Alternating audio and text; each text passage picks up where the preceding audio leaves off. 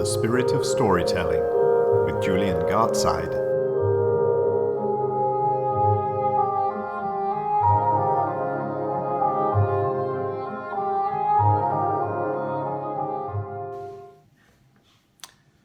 The Walrus and the Carpenter.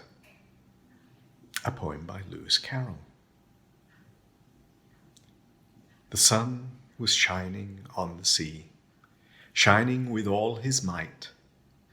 He did his very best to make the billows smooth and bright, and this was odd, because it was the middle of the night.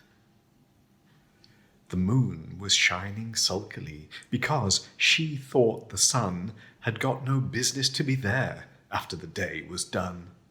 "It's very rude of him," she said, "to come and spoil the fun." The sea was wet as wet could be. The sands were dry as dry. You could not see a cloud because no cloud was in the sky. No birds were flying overhead.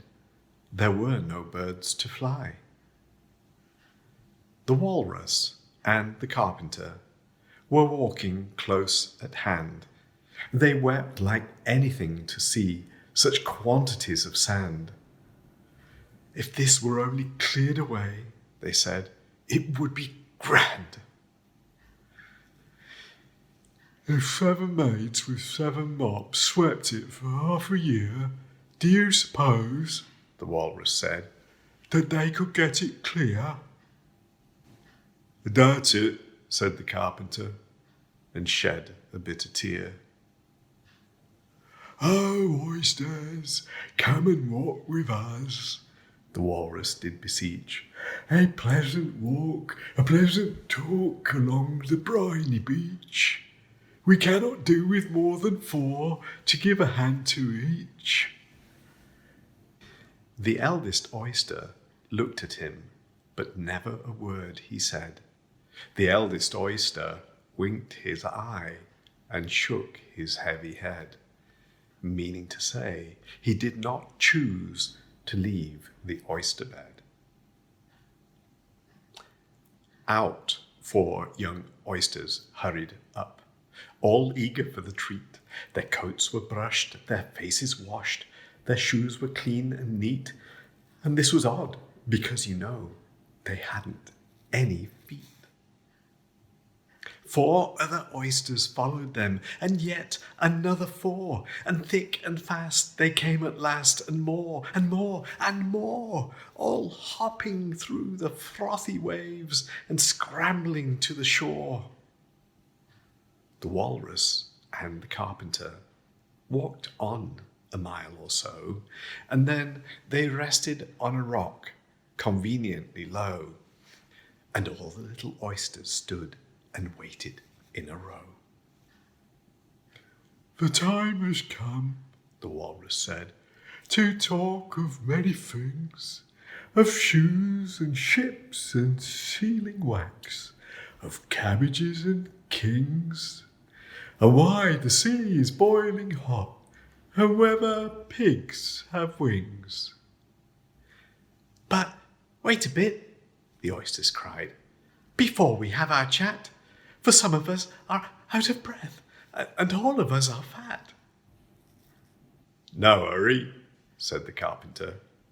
Oh, they thanked him much for that. "A loaf of bread," the Walrus said, "is what we chiefly need.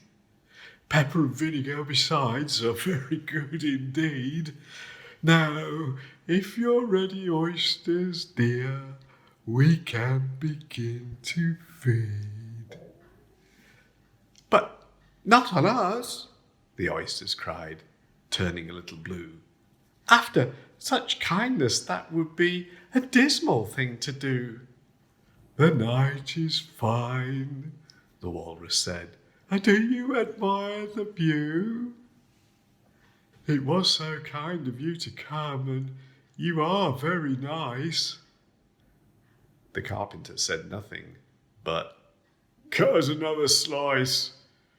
I wish you were not quite so deaf. I've had to ask you twice." It seems a shame, the Walrus said, to play them such a trick after we brought them out so far and made them trot so quick. The Carpenter said nothing, but the butter spread too thick. I weep for you, the Walrus said. I deeply sympathise.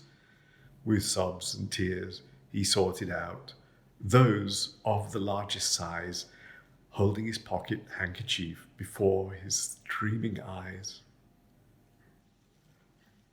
Oh, oysters, said the Carpenter. You've had a pleasant run. Shall we be trotting home again? But answer came there none. And this was scarcely odd, because they'd eaten every one